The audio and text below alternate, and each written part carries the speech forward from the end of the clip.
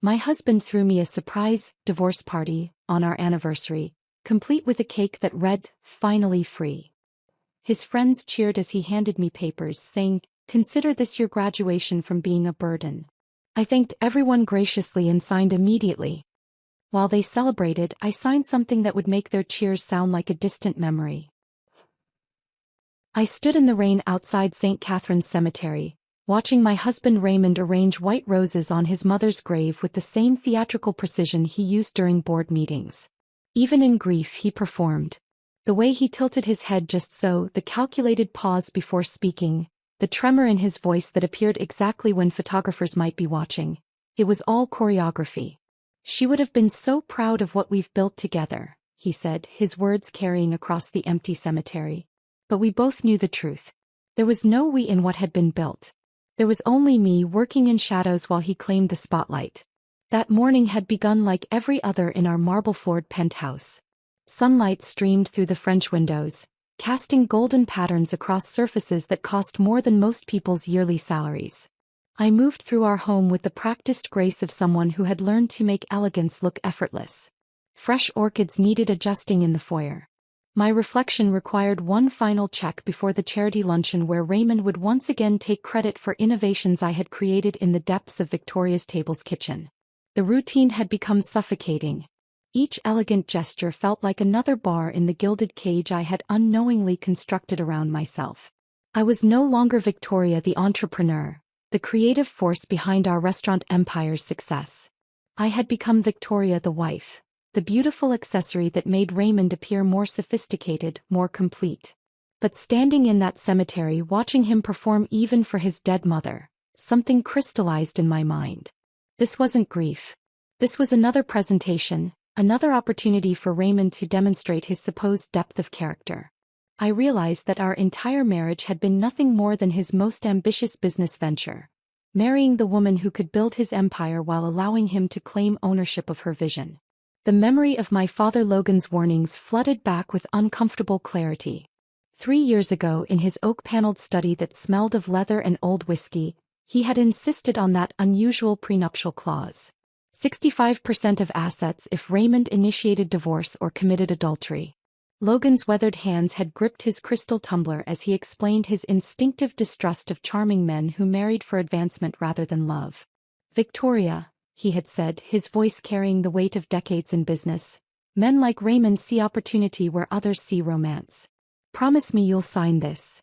At 26, I had dismissed his concerns as old-fashioned paranoia. I trusted Raymond completely, believed in the fairy tale we were crafting together. My father's protectiveness felt insulting, as if he thought I couldn't recognize genuine love when I found it.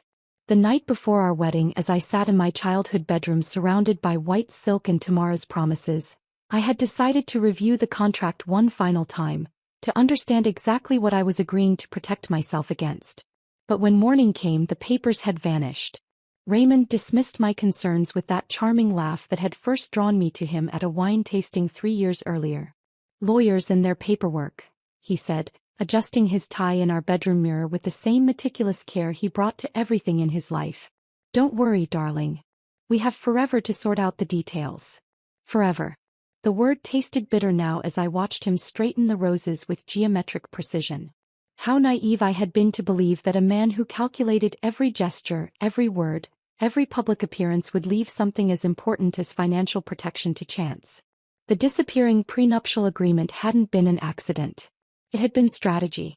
While Raymond spent his days networking at industry events and posing for business magazine covers that featured our restaurants, I spent countless nights in Victoria's Table's kitchen with Marcus Thompson, our head chef. Together, we redesigned menus that transformed our single restaurant into the culinary destination it had become. I negotiated supplier contracts that ensured quality while maintaining profit margins. I analyzed customer feedback and created the signature wine pairings that food critics raved about in their reviews. Every innovation, every creative breakthrough, every strategic decision that built our success, I documented it all in detailed journals I kept hidden in our home office. The sustainable sourcing programs that attracted environmentally conscious customers. The staff training protocols that created the exceptional service experience our patrons expected.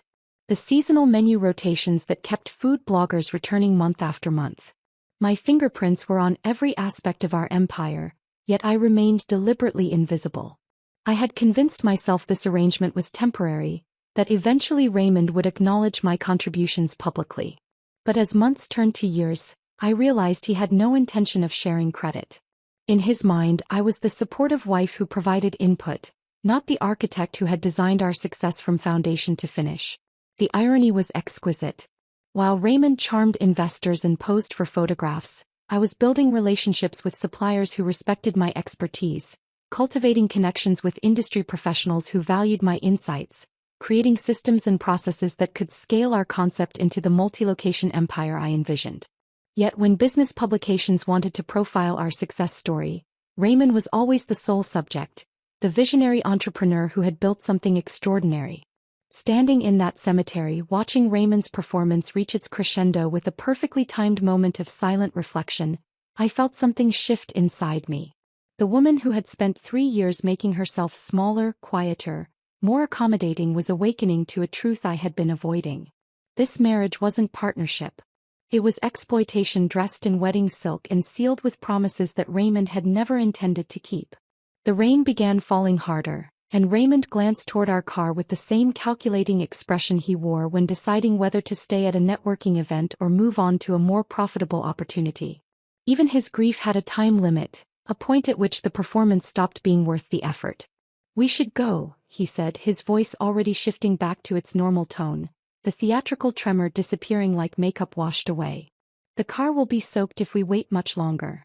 As we walked back through the cemetery gates, Raymond's phone buzzed with what I assumed were business calls, congratulations on our latest restaurant review, or meeting requests from potential investors. He smiled as he read each message, that satisfied expression he wore when things were proceeding according to his plans. But I was beginning to understand that Raymond's plans had never included me as an equal partner. I was a resource to be managed, a talent to be harvested, a reputation to be borrowed when convenient and discarded when no longer useful. The prenuptial agreement that had mysteriously disappeared represented more than missing paperwork. It represented the moment Raymond had decided that his success mattered more than my security, his ambitions more than my trust. The rain continued falling as we reached our car, and I realized that the storm outside was nothing compared to the one brewing inside me. The drive home from the cemetery passed in silence, Raymond absorbed in his phone while I stared out the rain-streaked window. By the time we pulled into our driveway, the storm had intensified, turning the November evening dark and cold. Raymond hurried inside without waiting for me, already focused on whatever messages had been demanding his attention throughout our somber afternoon. I followed more slowly, my heels clicking against the wet marble of our entryway. Something felt different about the house, though I couldn't identify what had shifted. Maybe it was me. Maybe the conversation with myself in that cemetery had changed how I saw everything, including the home we shared. Raymond disappeared immediately into his study, claiming urgent business calls that couldn't wait. I heard his voice through the closed door, animated and engaged in ways it never was when we discussed our restaurant or our future together. The contrast struck me as I stood alone in our vast living room, surrounded by furniture we had chosen together but somehow felt entirely his. The next morning brought my scheduled supplier meeting, a routine negotiation with our produce vendors that Raymond rarely bothered attending. These meetings were beneath his notice, too operational for someone who preferred the glamour of investor lunches and industry conferences. I drove across town to the warehouse district, spending 2 hours reviewing quality standards and seasonal pricing with Maria Santos, who had been supplying our restaurants since we opened. "Your husband doesn't understand food the way you do," Maria said as we examined samples of winter vegetables. "When he comes here he talks about costs. When you come, you talk about customers, about creating something special." Her observation lingered with me during the drive home. Raymond did think about costs, about profit margins and efficiency metrics. But he never thought about the experience we were creating, the memories we were helping people build around our tables. That vision had always been mine. I returned home earlier than expected, the meeting concluding faster than scheduled. The house felt empty as I entered, Raymond's car absent from the driveway. He must have left for one of his networking events, the kind where he would charm potential investors while taking credit for innovations I had developed in our kitchen. His phone lay forgotten on the granite kitchen counter, buzzing insistently with incoming messages. Raymond never went anywhere without that device. He treated it like an extension of his arm, constantly checking emails and text messages that he claimed were crucial to our business success. The buzzing continued and I glanced at the screen. Multiple notifications from someone named Sophia, marketing director, filled the display. I didn't recognize the name, though Raymond frequently met with marketing consultants and brand specialists. The messages seemed urgent, the preview text hinting at time-sensitive plans and scheduling conflicts. I picked up the phone, intending to call Raymond and let him know he had left it behind. But the screen unlocked automatically, revealing the full conversation thread with this Sophia person. What I saw made my breath catch in my throat. The messages chronicled months of intimate dinners at restaurants I didn't recognize, weekend getaways to coastal hotels where Raymond claimed to be attending business conferences, detailed plans for a future that seemed to exist in some parallel universe where I didn't exist at all. My hands began trembling as I scrolled through conversations that painted a picture of betrayal so comprehensive it felt surreal. Sophia wrote about that naive little wife, who apparently had no idea what was happening in her own marriage. Raymond responded with relief about the prenuptial agreement no longer existing, both of them assuming I had signed away my protection on our wedding night 3 years ago. They discussed timing, logistics, and strategies for Raymond's eventual divorce filing as if it were a business transaction requiring careful planning and execution. The phone slipped from my shaking fingers, clattering against the granite counter. The sound echoed through our empty house like a gunshot. I stared at the device, its screen still glowing with evidence of Raymond's systematic deception, and felt something fundamental shift inside me. I had always prided myself on being perceptive, on reading people and situations with the intuition that made me successful in business. But I had been completely blind to what was happening in my own home with my own husband. The man I had trusted completely had been planning my destruction while I built his empire. That night, after Raymond returned home with apologies about forgetting his phone and excuses about unexpected client meetings, I waited until he fell asleep before making my way to his private study. The room smelled of leather and expensive cologne, filled with awards and photographs that celebrated his supposed business acumen. I had never searched through Raymond's personal papers before. Our marriage had been built on trust, or so I had believed. But trust was apparently a luxury I could no longer afford. I began methodically, examining file cabinets and desk drawers with surgical precision. Raymond was organized to a fault, everything labeled and categorized according to his exacting standards. Financial documents occupied the bottom drawer of his antique mahogany desk, arranged in folders that chronicled our business growth and personal investments. Behind the financial files, tucked into a false panel I discovered by accident when the drawer stuck, lay documents I had never seen before. The original prenuptial agreement my father had insisted upon, bearing only Raymond's signature. My name remained unsigned on every page, exactly as I remembered from our wedding night when I had decided to review the contract one final time. But that wasn't the worst discovery. Manila folders contained bank statements from accounts in the Cayman Islands, property investments made solely in Raymond's name, and correspondence about business opportunities he had never mentioned to me. At the bottom of the stack lay a formal proposal to sell Victoria's Table to a hotel conglomerate, complete with financial projections and transition timelines. Every page represented another layer of calculated betrayal. Raymond hadn't just been unfaithful. He had been systematically positioning himself to abandon our marriage and steal the business empire I had built, leaving me with nothing but whatever divorce settlement his missing prenuptial agreement might provide. I sat in his leather chair, surrounded by evidence of his deceptions, and felt the warmth in my chest replaced by something cold and calculating. The woman who had spent 3 years making herself smaller, quieter, more accommodating was finally seeing her situation with complete clarity. Raymond had never seen me as a partner. I was a resource to be exploited, a talent to be harvested until it was no longer useful.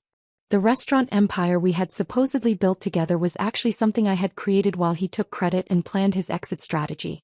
I photographed each document with methodical precision, ensuring every detail was captured clearly. Then I returned everything to its hiding place, leaving no trace of my discovery. Raymond would wake tomorrow morning believing his secrets remained safe, unaware that his wife had finally seen through his carefully constructed facade. The next evening found me at Victoria's table later than usual, conducting inventory with Marcus Thompson in the quiet kitchen after service had ended. Marcus had worked with me since our opening, his weathered hands crafting the dishes I designed with the skill of someone who understood food as art rather than mere commerce. "Mrs. Victoria," he said, pausing over wine inventory sheets, "we all know who really runs this place." His words hung in the air between us, heavy with meaning I wasn't sure I was ready to acknowledge. "If you ever need anything," he continued quietly, "documentation, testimony, whatever you might require, you have our complete loyalty." I looked into his honest face and realized that everyone except me had been seeing the truth about my marriage, my business, and my husband's true character. The entire staff had been quietly protecting the restaurant from Raymond's incompetent directives, following my guidance while documenting his absences and increasingly erratic decision-making. For the first time in months, I felt like I wasn't completely alone. Marcus's words stayed with me through the sleepless hours that followed. The knowledge that my staff had been protecting the restaurant from Raymond's incompetence while documenting his failures provided an unexpected sense of validation. I wasn't losing my mind. I wasn't imagining the extent of his deceptions. Other people saw it too. But recognition wasn't enough. I needed a plan. The next 6 months became a masterclass in strategic deception. Each morning, I woke beside the man who was systematically betraying me and performed the role of devoted wife with an expertise that surprised even me.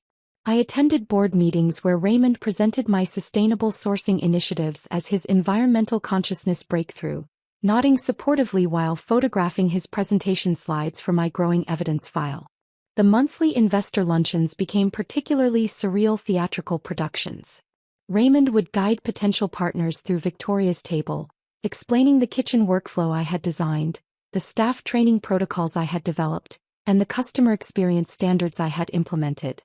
He spoke with such conviction about his innovations that I sometimes wondered if he had convinced himself the ideas were originally his. "Victoria has been invaluable in helping me execute these concepts," he would say, gesturing toward me with the patronizing smile reserved for appreciated assistants. The investors would nod politely in my direction before returning their attention to the man they believed was the visionary behind our success. Every false smile I offered during these presentations became part of my larger strategy. Every supportive gesture was carefully calculated to maintain Raymond's confidence while building my case. I learned to perform gratitude for the credit he stole, to appear grateful for the platform he provided to showcase his business acumen. The hardest moments came during private conversations with Raymond's family, particularly his sister Rebecca, who had always treated me with barely concealed condescension. She would compliment Raymond's business brilliance during holiday dinners while dismissing my contributions as helpful support for his vision. "You're so lucky to have married someone with Raymond's entrepreneurial spirit," she told me during Thanksgiving dinner, her words carrying an edge that suggested I should be grateful for the opportunity to witness his success. I smiled and agreed, all while knowing that Raymond's entrepreneurial spirit consisted primarily of taking credit for work he couldn't have conceived himself. My relationship with Isabella Rodriguez developed gradually through what appeared to be casual encounters at industry events. She was a venture capitalist who specialized in hospitality investments, someone Raymond had tried unsuccessfully to court for months. Her initial interest in our business had waned after meeting with Raymond, whose inability to discuss operational details beyond surface-level marketing speak had failed to impress her. But Isabella noticed me at a restaurant industry conference, recognizing me from articles where I appeared beside Raymond in photographs. When she approached me during a networking break, her questions focused on details Raymond never bothered learning. "The seasonal menu rotations at Victoria's table show remarkable sophistication," she said over coffee near the conference venue. "The wine pairings demonstrate someone with genuine understanding of flavor profiles and customer psychology." I found myself discussing aspects of our business that I rarely had opportunities to explore with anyone outside our kitchen staff. Isabella listened with the focused attention of someone who recognized expertise when she encountered it. Our conversations evolved into monthly lunches at competitor restaurants, ostensibly research visits to analyze market trends. Isabella would ask detailed questions about sourcing strategies, staff development approaches, and customer retention techniques that Raymond had never shown interest in understanding. She studied successful restaurants the way I did, looking for innovations that could be adapted and improved rather than simply admiring surface aesthetics. "You have the mind of a true restaurateur," Isabella told me during one of our meetings at a farm-to-table establishment across town. "Most people in this industry focus on ambience and marketing. You understand the fundamentals that create sustainable success." Her words carried weight that Raymond's praise never possessed. Isabella had built her reputation by identifying genuine talent and supporting entrepreneurs who could execute complex visions. When she offered capital support for future endeavors, I knew she was investing in abilities she had personally evaluated rather than believing second-hand claims about my potential. Meanwhile, my conversations with Marcus Thompson revealed the extent of the staff's quiet resistance to Raymond's leadership. The entire restaurant operated according to systems I had established, with employees following my guidance while diplomatically ignoring Raymond's contradictory directives. "We keep detailed records of everything," Marcus explained during one of our late-evening inventory sessions. "When Mr. Raymond contradicts your instructions, we document the conversation and then follow your original guidance. When he suggests menu changes that would compromise quality, we record his suggestions and then explain why they wouldn't work." Patricia, our sommelier, had been particularly thorough in documenting Raymond's ignorance about wine selections. She maintained logs of instances where he couldn't identify basic varietals, conversations where he demonstrated fundamental misunderstanding of pairing principles, and meetings where he attempted to override her professional recommendations based on cost considerations that ignored customer experience implications. The servers had their own documentation system, recording Raymond's inability to explain menu items he supposedly created, his tendency to make promises about service capabilities that exceeded our actual capacity, and his habit of blaming staff for problems that resulted from his own operational ignorance. This collective documentation created an ironclad case for my true role in Victoria's Table's success. The staff wasn't just loyal to me personally, they were protecting the professional standards that made their workplace successful and sustainable. Working with my attorney Robert, I began the process of legally protecting the intellectual property I had developed throughout our marriage. The unique food preparation techniques I had created with Marcus, the signature recipes that distinguished our menu from competitors, the proprietary management systems that ensured consistent service quality. All of these innovations needed formal protection under my name. Robert approached each filing methodically, ensuring we could document that my innovations preceded any claims Raymond might make. The development journals I had maintained provided crucial evidence of creation dates and evolution processes. Email correspondence with suppliers, notes from staff training sessions and customer feedback analysis all supported my ownership of the systems that made Victoria's Table successful. "These patent applications will create legal clarity about intellectual property ownership," Robert explained during one of our strategy sessions. "If Raymond attempts to claim these innovations during divorce proceedings, we can demonstrate conclusively that they originated with your work and expertise." Each legal filing represented another wall in the fortress I was building around my professional achievements. Raymond believed he owned an empire built on his vision and leadership. He would eventually discover that everything he considered his property had always legally belonged to the woman whose contributions he had systematically minimized. The trademark registrations for our signature dishes and proprietary service protocols created additional layers of protection. If Raymond attempted to replicate our concepts at future restaurants, he would discover that the innovations he claimed as his own were legally protected under someone else's name. The licensing agreements for our management systems provided the most comprehensive protection. Every operational improvement I had developed, every efficiency protocol I had implemented, every training methodology I had created could be documented and protected as proprietary business intelligence belonging to me personally rather than our joint enterprise. As winter transformed into spring, my double life became increasingly sophisticated. During the day, I played the supportive wife who facilitated Raymond's public success.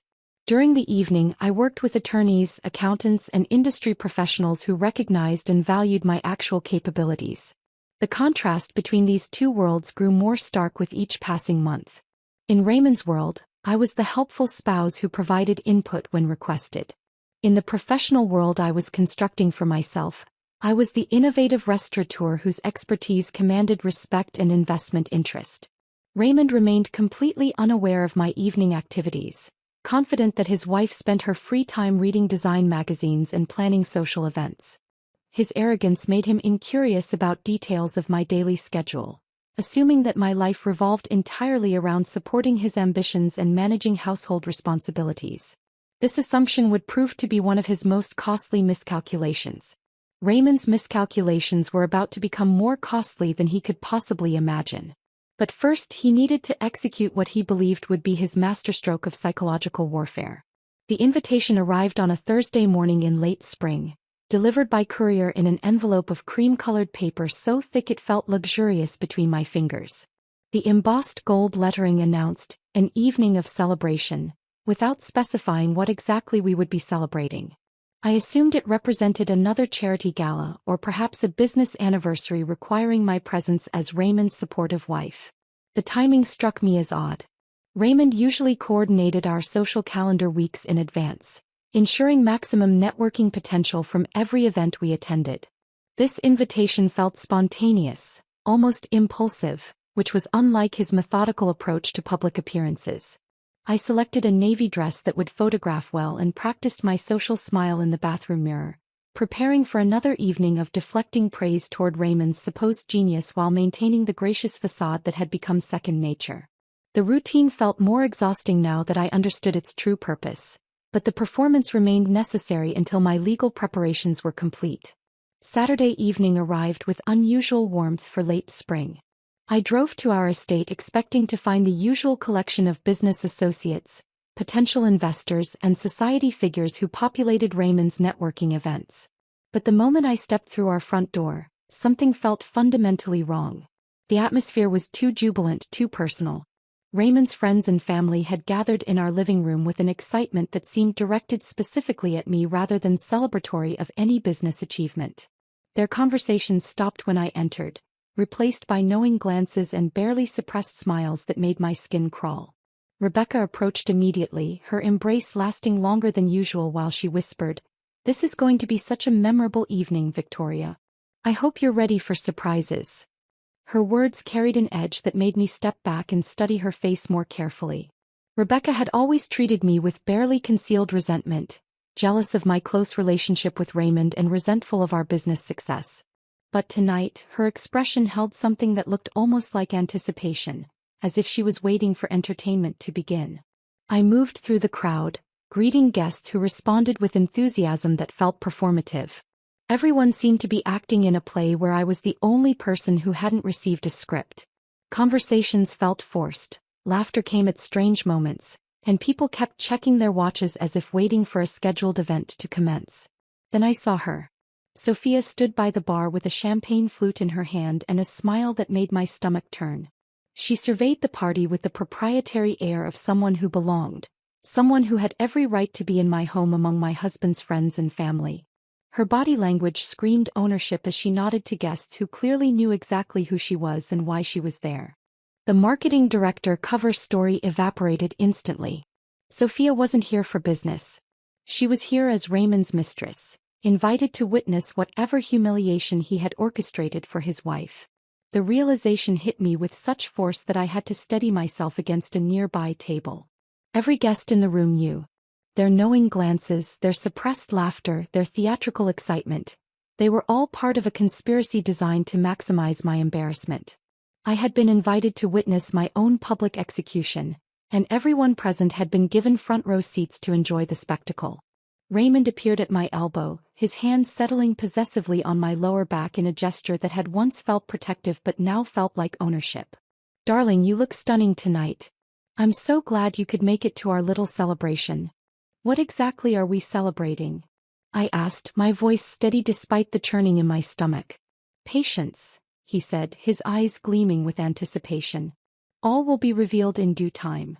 The catering staff began moving through the crowd with practiced efficiency, refilling glasses and preparing for what appeared to be a formal presentation. I noticed several guests positioning themselves for optimal viewing angles, their excitement building as 8:30 approached. At precisely 8:30, the staff wheeled out a cake from the kitchen. White frosting covered what appeared to be a 3-layer creation, elegant and expensive looking like everything else Raymond insisted upon for his public displays. But as the cake came closer, I could read the decorative script that adorned its surface. Finally free.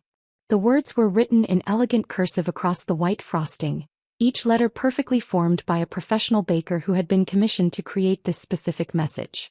This wasn't a celebration cake. This was a declaration of independence, a public announcement that someone was being liberated from something they considered a burden.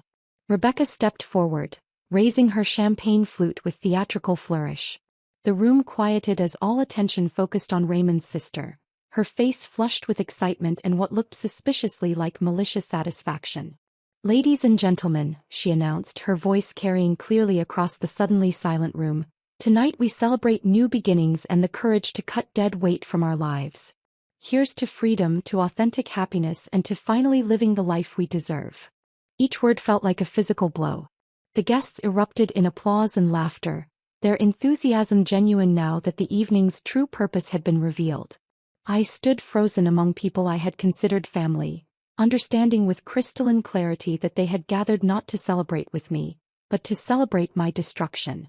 The cake had been commissioned specifically for this moment. Rebecca's toast had been rehearsed. Sophia's presence had been planned. Every detail of this evening represented careful orchestration designed to inflict maximum psychological damage while providing Raymond with witnesses to his supposed liberation from an unwanted marriage.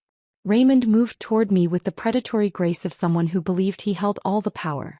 In his hands was an elegantly wrapped gift box, the same cream-colored paper as the invitation tied with gold ribbon that matched the embossed lettering. He presented it to me with theatrical flourish, his eyes gleaming with malicious satisfaction. "Victoria, darling," he said, his voice carrying across the silent room, "I have something special for you tonight. Consider this your graduation gift." My hands trembled slightly as I untied the ribbon, aware that every person in the room was watching my reaction. Inside the box, nestled in tissue paper, lay a stack of legal documents. Divorce papers. Already prepared, already filed, already stamped with official seals that made them legally binding. "Consider this your graduation from being a burden," Raymond announced, his words designed to echo Rebecca's toast while delivering maximum cruelty. The room erupted in laughter and applause, his friends and family celebrating his supposed wit while I stood holding documentation of my marriage's legal termination. The calculated nature of this public humiliation revealed itself completely. Raymond had orchestrated every detail to break my spirit in front of witnesses, ensuring that my destruction would be remembered by everyone who mattered in his social and professional circles. He positioned himself as the victim of a failed marriage rather than its destroyer, the successful businessman finally freed from dead weight that had been holding him back. But as I stared down at those divorce papers, something unexpected happened. Instead of the devastation Raymond had orchestrated this evening to produce, I felt something that surprised me. Liberation. Not the kind he was celebrating, but something far more profound and dangerous. Raymond had just made the most catastrophic mistake of his life, and he was too arrogant to recognize it. The divorce papers felt surprisingly light in my hands. Raymond stood before me with that satisfied expression he wore when closing profitable business deals, his eyes scanning the room to gauge audience reaction to his theatrical performance. He expected tears. He expected collapse. He expected the decorative wife he was discarding to crumble under the weight of public humiliation. Instead, something extraordinary happened. The practiced social mask I had worn for 3 years finally slipped away completely, revealing someone far more dangerous than the accommodating woman Raymond thought he was disposing of. The tears he had orchestrated this entire evening to produce never came. In their place, I felt a clarity so sharp it was almost physical. I looked down at the legal documents, noting the official seals and filing dates that proved Raymond had been planning this moment for weeks, possibly months. Every detail had been calculated for maximum psychological impact. The public setting, the witnesses, the cake with its cruel message, even the timing, ensuring I would be caught completely off guard with no opportunity to prepare emotionally for what he intended as my destruction. But Raymond had made a fundamental error in judgment.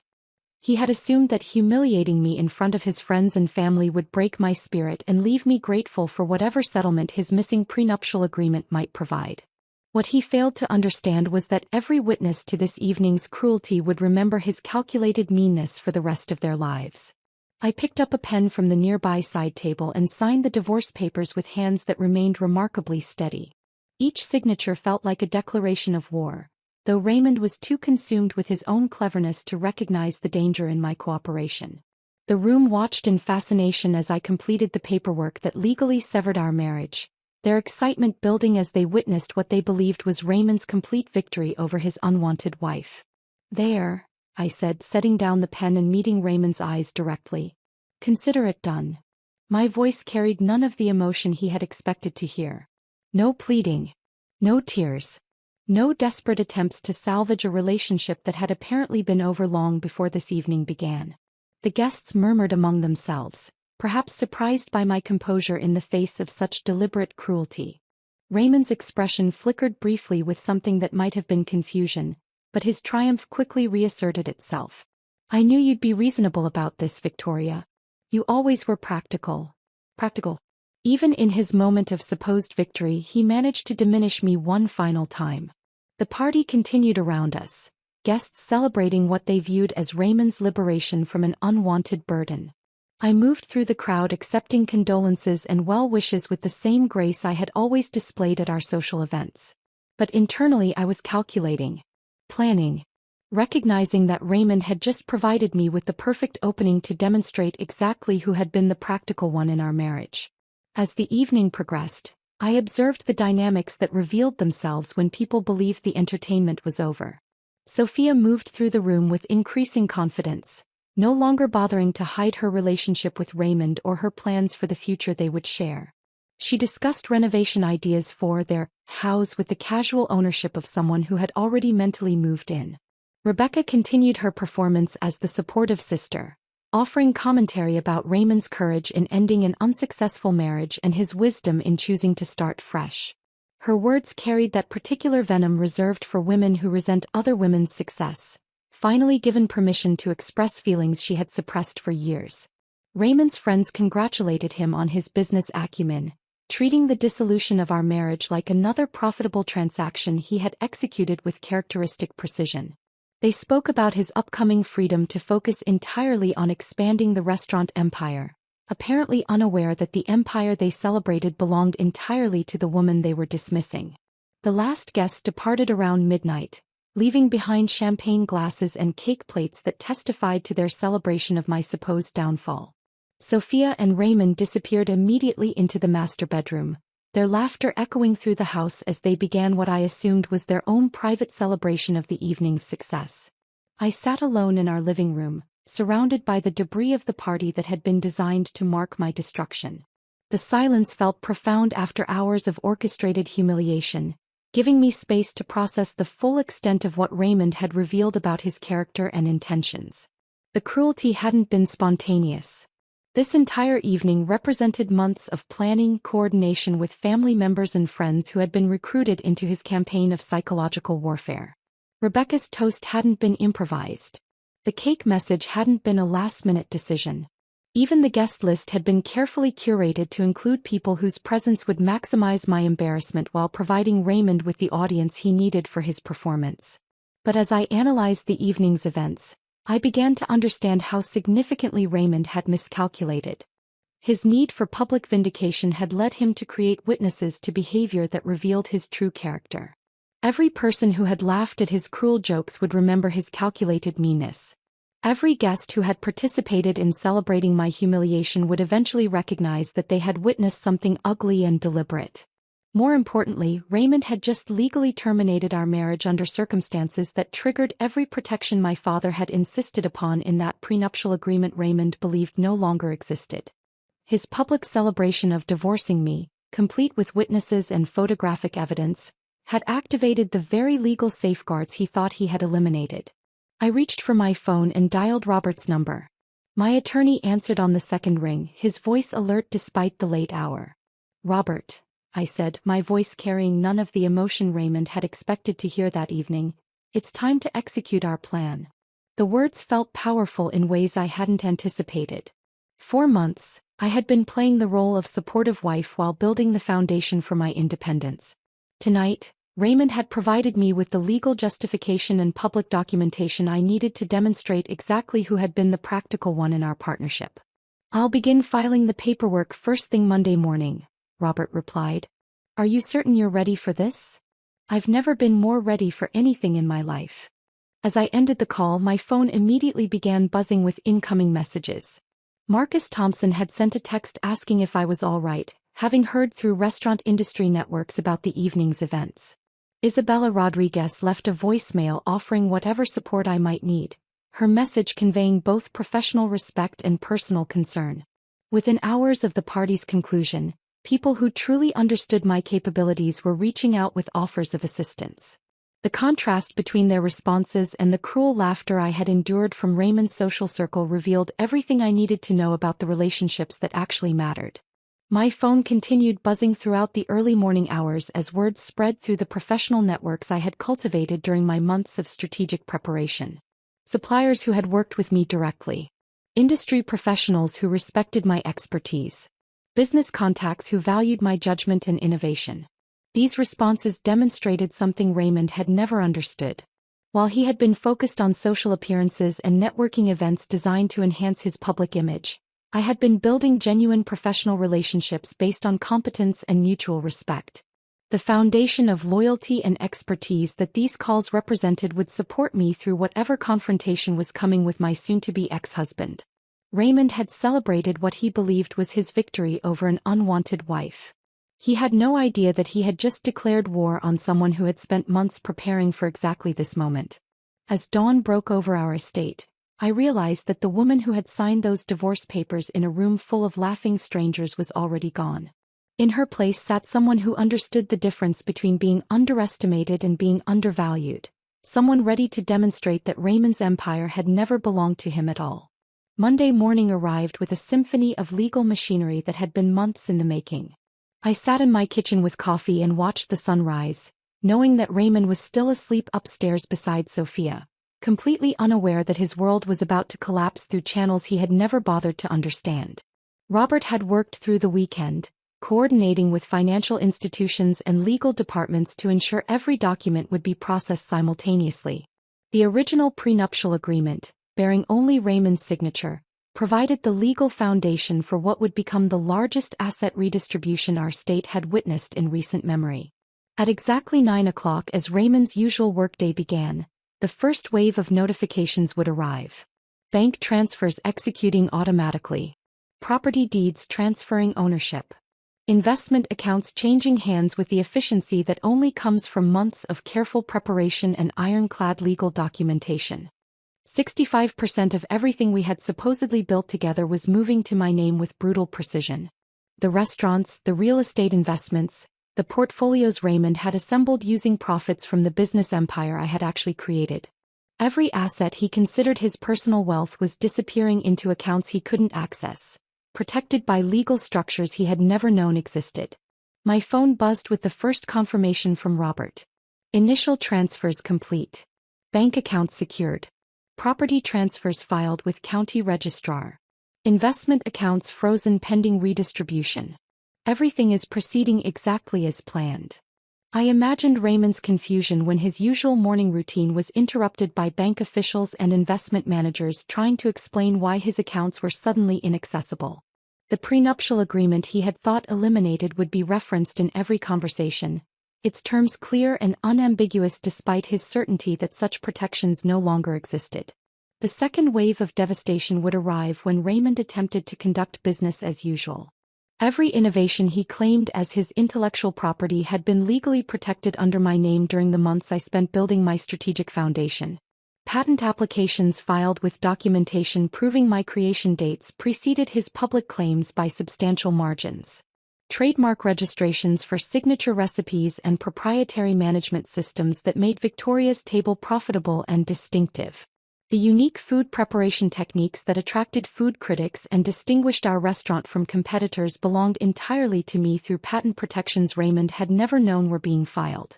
The signature wine pairings that earned critical acclaim and drove repeat customers were documented as my innovations, with email correspondence and development notes proving their origins. The sustainable sourcing programs that attracted environmentally conscious diners and generated positive media coverage were trademarked under my name with comprehensive documentation of their development process. Raymond would discover that his supposed intellectual property had vanished overnight, leaving him with claims to nothing more than empty restaurant spaces and borrowed concepts he could no longer legally use. Every system, every process, every innovation that made our business successful belonged to the woman he had just publicly humiliated and discarded. My second coffee was interrupted by a call from Isabella Rodriguez. "Victoria, the news is already spreading through industry networks. I wanted you to know that my consortium is prepared to move immediately on Raymond's remaining shares in Victoria's Table." The restaurant industry operated on relationships and reputation, both of which Raymond had systematically undervalued during his years of taking credit for work he hadn't contributed to creating. News of our divorce and the asset redistribution was traveling through professional networks with the speed that only comes from genuine interest in outcomes that affect respected colleagues. 3 separate investment groups have approached me about acquisition opportunities, Isabella continued. Raymond's 35% stake will be available at market value, but I suspect he'll be motivated to sell quickly once he understands his financial situation. Within 48 hours of the divorce party that was supposed to celebrate Raymond's liberation, his remaining ownership in the business we had built together would transfer to me through entirely legal channels he had never anticipated. His need for immediate liquidity to maintain his lifestyle would force him to accept whatever offers were available, and Isabella's consortium was positioned to acquire his shares and immediately transfer complete ownership to me. The irony was exquisite. Raymond had orchestrated a public celebration of discarding his supposedly burdensome wife, creating witnesses to behavior that justified every legal protection my father had insisted upon. His cruelty had activated the very safeguards he thought he had eliminated, while his arrogance had blinded him to the professional relationships that would complete his destruction. By noon, I was ready to return to Victoria's Table as its sole owner. The staff had been anxiously awaiting news about their future under new management, uncertain whether Raymond's divorce would affect their job security or working conditions. Their loyalty during months of strategic preparation had been invaluable, but I wanted them to understand that their support would be rewarded rather than taken for granted. I entered through the kitchen where Marcus Thompson was reviewing prep schedules with the line cooks. The conversation stopped when they noticed me, their faces reflecting concern about announcements that might affect their livelihoods. "I have news about the restaurant's ownership," I said, my voice carrying clearly through the suddenly quiet kitchen. "As of this morning, I am the sole owner of Victoria's Table." The silence lasted several seconds before Marcus began applauding, his weathered hands creating a sound that echoed off the stainless steel surfaces around us. The applause spread through the kitchen as other staff members joined him, their relief palpable as they realized the person who had always understood and valued their contributions now controlled their workplace entirely. Several servers wiped away tears of joy, their emotional response revealing how concerned they had been about working under Raymond's complete control. They had witnessed his tendency to dismiss employee insights, his ignorance about operational details that affected their daily work, and his indifference to the professional development opportunities one had always tried to provide. "What does this mean for Mr. Raymond?" asked Patricia, our sommelier, her voice carrying curiosity rather than concern. "Mr. Raymond will need to find other opportunities," I replied. "His ownership stake in Victoria's Table has been transferred to investors who immediately assigned it to me." The kitchen staff exchanged glances that reflected years of frustration with Raymond's absent leadership and operational incompetence. They had protected the restaurant from his poor decisions while following my guidance, documenting his mistakes and maintaining the standards that kept our customers satisfied and loyal. Marcus stepped forward, his expression serious despite the celebratory atmosphere. "Mrs. Victoria, we want you to know that every person in this kitchen believes you are the reason this restaurant succeeds.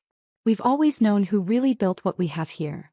His words carried the weight of collective experience, representing staff members who had watched me develop every aspect of our operation while Raymond claimed credit during public appearances and media interviews.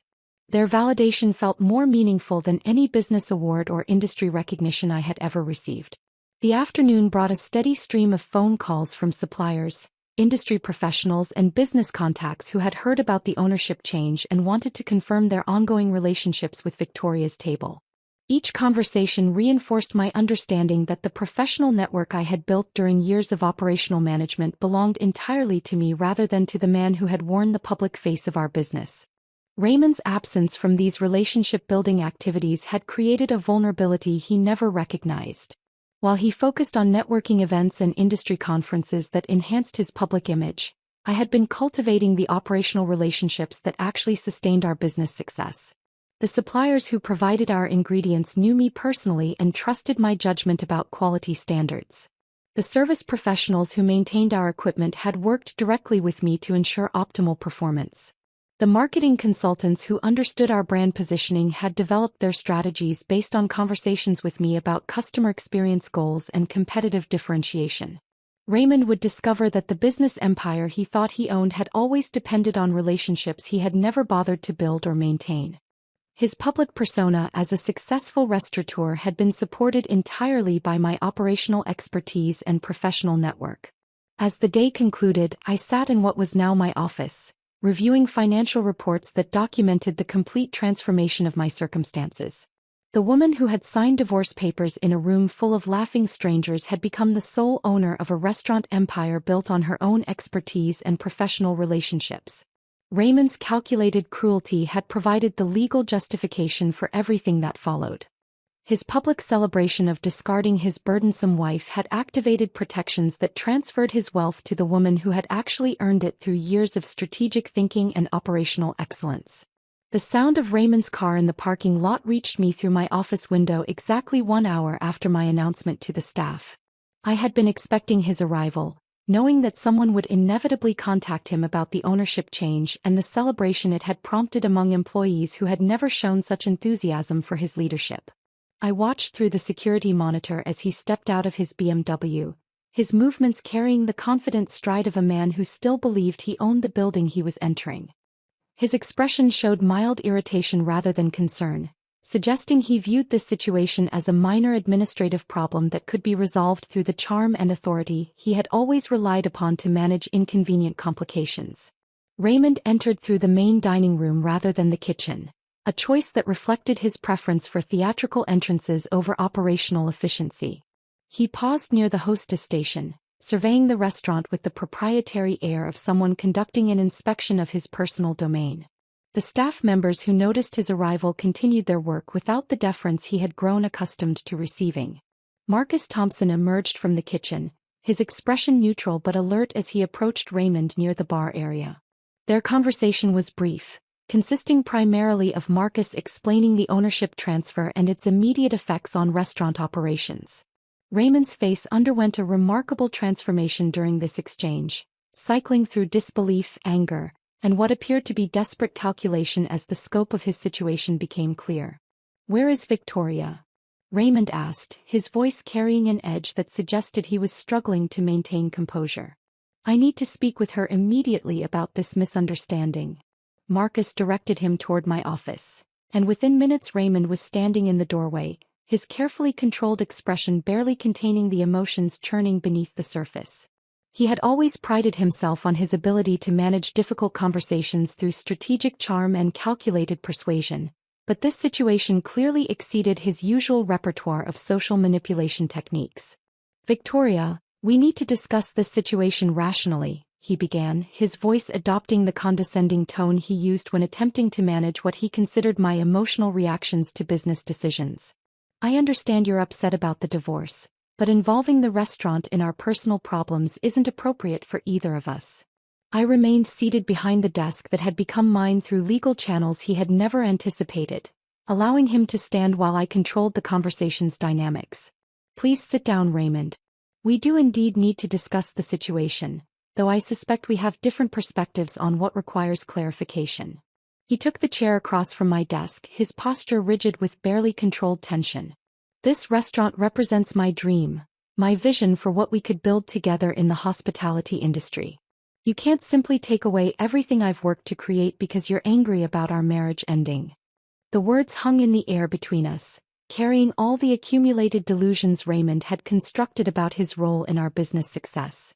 I studied his face, noting the genuine conviction behind his claims, the absolute belief that the restaurant empire around us had originated with his vision rather than my expertise and operational management. "Raymond," I said, my voice carrying the same coldly factual tone I had perfected during months of strategic preparation, This restaurant was always my life's work. You served merely as the face I allowed to represent it publicly. The statement stripped away years of accumulated lies and false claims with surgical precision. Raymond's expression shifted from confident authority to something approaching panic as he confronted the reality that every aspect of our success had originated with my innovations rather than his supposed business acumen. "That's not true," he said, his voice rising slightly as he struggled to maintain the narrative that had sustained his professional identity. "I developed the concepts, I secured the financing, I built the relationships that made this place successful." "You secured financing based on business plans I created," I replied, retrieving a folder from my desk drawer that contained documentation proving my claims. "You built relationships with investors by presenting innovations I developed in the kitchen with Marcus and his team. Every menu item, every operational procedure, every customer service protocol originated with my work rather than your networking activities." I opened the folder and spread several documents across the desk surface, each one representing another piece of evidence that contradicted Raymond's version of our business history. Development notes in my handwriting. Email correspondence with suppliers that preceded his involvement by months. Training manuals I had written for staff members who had never received guidance from Raymond about operational standards. Raymond stared at the documents with growing comprehension that his professional identity had been built on foundations that belonged entirely to someone else. The revelation was destroying not only his current claims but his entire understanding of his own capabilities and contributions to our shared success. "The menu designs, the supplier relationships, the staff training programs," I continued, "all of these systems were created through my expertise and maintained through my daily involvement in operational management. You claimed credit for innovations you couldn't have conceived and took recognition for relationships you never bothered to build or maintain." His phone had been buzzing throughout our conversation, and he finally answered one of the incoming calls with obvious reluctance. The brief exchange I overheard confirmed what I had expected to happen. Sophia was calling to inform him that she would be unavailable for the immediate future, her tone carrying none of the warmth and support he had enjoyed during their months of planning his liberation from our marriage. Raymond ended the call with a stunned expression that revealed another layer of his psychological collapse. The woman who had celebrated his divorce and encouraged his cruel treatment of me was abandoning him the moment his wealth and status evaporated. Her opportunistic nature had been revealed by circumstances that stripped away the material advantages she had expected to inherit through their relationship. "Sophia won't be returning your calls," I observed, noting how quickly his romantic consolation prize had disappeared along with his financial resources. Relationships built on material advantage rarely survive the removal of those advantages. The observation seemed to complete his psychological destruction, removing his emotional support system just as the legal proceedings had eliminated his professional foundation. Raymond sat in the chair across from my desk, no longer the confident businessman who had orchestrated my public humiliation, but someone who was beginning to understand the true extent of his miscalculations. I reached into another desk drawer and withdrew an envelope that matched the elegant presentation style Raymond had used when delivering divorce papers at his celebration of my supposed destruction. The symmetry was intentional, designed to remind him of the theatrical cruelty he had displayed when he believed himself safely in control of our relationship's conclusion. "I have a proposition for you, Raymond," I said, placing the envelope on the desk between us. "Given your current financial situation and the legal complications surrounding your previous ownership claims, I'm prepared to offer you employment at Victoria's table." His expression shifted to something approaching disbelief as he processed the implications of my offer. "Employment? You're offering me a job at my own restaurant." "At what was never your restaurant," I corrected, maintaining the same condescending tone he had used when declaring my graduation from being a burden. "I'm offering you a position as assistant manager, reporting to Marcus Thompson, with responsibilities for basic operational tasks and customer service training." I slid the envelope across the desk surface, watching as he opened it to reveal an employment contract that specified his duties, salary, and reporting structure.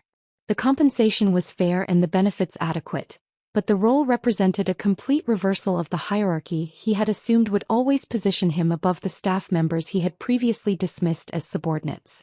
"The salary will provide sufficient income to maintain a reasonable lifestyle," I continued, though obviously not at the level you became accustomed to when you were claiming credit for innovations that belonged to other people.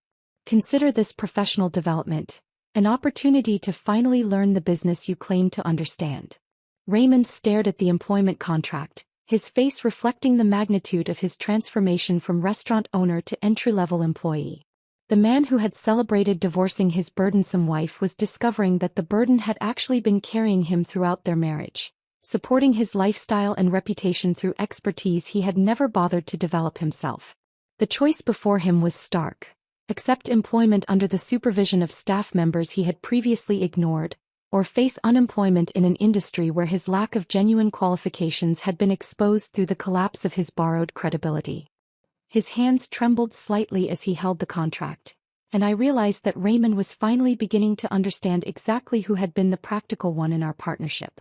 Raymond signed the employment contract with hands that trembled slightly, his signature a stark contrast to the confident flourishes that had once marked his business dealings. The transformation was complete, though neither of us fully understood its implications in that moment. What I thought would be the conclusion of my revenge was actually the beginning of something far more complex and ultimately more satisfying. My first action as sole owner involved restructuring the restaurant's management hierarchy to reflect the actual contributions people had been making for years. Marcus Thompson's promotion to executive chef and part owner represented more than a business decision. It acknowledged expertise that Raymond had systematically overlooked while taking credit for collaborative innovations that originated in our kitchen. "Marcus," I said during our first official meeting as business partners, "this ownership stake reflects your actual contributions to Victoria's Table's success. The menu development, the staff training, the quality standards that earned our reputation. These achievements deserve formal recognition." His weathered face showed emotion that he rarely displayed in professional settings. "Mrs. Victoria, I never expected this level of recognition. Mr. Raymond always made it clear that kitchen staff were employees, not partners." Patricia's elevation to beverage director carried similar significance. For years she had developed wine programs that earned critical acclaim while Raymond dismissed her expertise during investor meetings, claiming her selections were based on his guidance rather than her professional knowledge of varietals and food pairings. The servers who had memorized my seasonal menu rotations and wine recommendations received formal promotions that transformed them from order takers into certified sommelier assistants with career advancement opportunities. Their emotional responses revealed how long they had waited for acknowledgement of skills they had developed through dedication to standards Raymond never bothered to understand. These promotions created a workplace culture based on merit and actual contribution rather than hierarchy and borrowed authority. The staff meetings that followed my ownership transition felt fundamentally different from the presentations Raymond had conducted, where he distributed directives about procedures he hadn't developed while taking questions about systems he couldn't explain. But the most profound transformation involved Raymond himself. Within a week of signing his employment contract, he appeared for his first shift wearing the standard server's uniform that had been tailored to fit his measurements. The sight of him taking orders from customers who had previously known him as the restaurant's owner provided satisfaction that exceeded any financial victory I had achieved.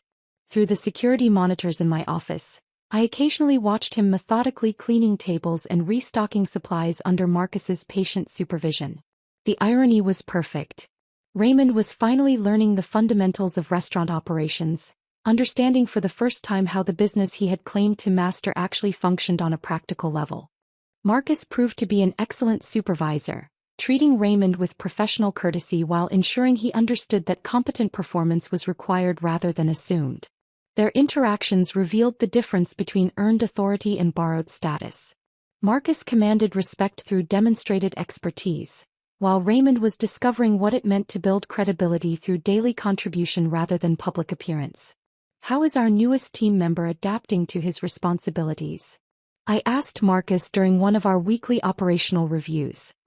"He's learning," Marcus replied diplomatically. "The transition from claiming expertise to developing actual skills requires significant adjustment, but he's showing improvement in basic service protocols."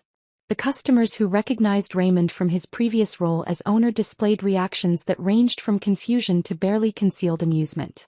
Some requested different servers, uncomfortable with the awkwardness of being served by someone they had known in a position of authority.